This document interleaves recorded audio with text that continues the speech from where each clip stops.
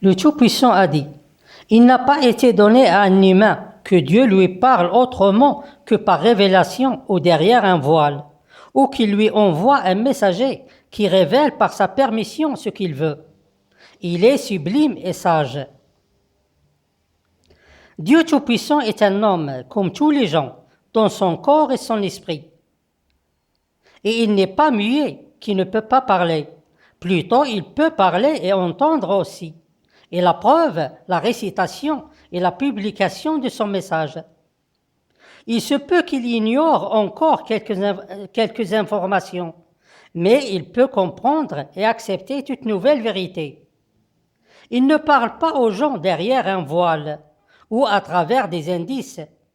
S'il veut une chose, alors il le dit clairement, comme tous les gens, surtout s'il s'agit d'une chose très importante.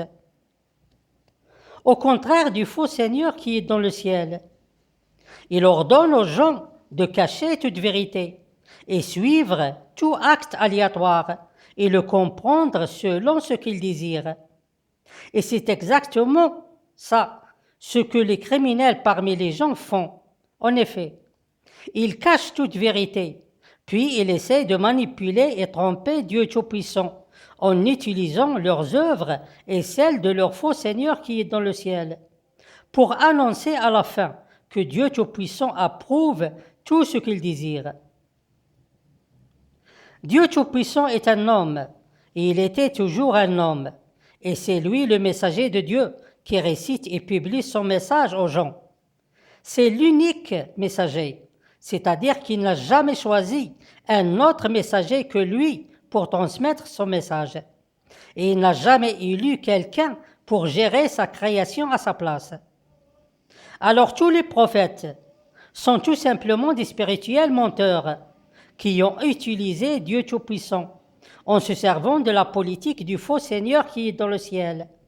Une politique basée sur l'utilisation de la tromperie et des fausses œuvres, pour que chacun d'eux annonce aux gens qu'il est un messager de Dieu ou un vicaire sur terre.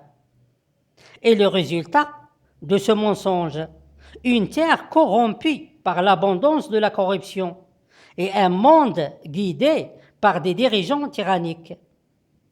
C'est peut-être le plus grand crime que la terre n'a jamais connu. Et il est peut-être causé par les plus grands criminels que la terre n'a jamais portés.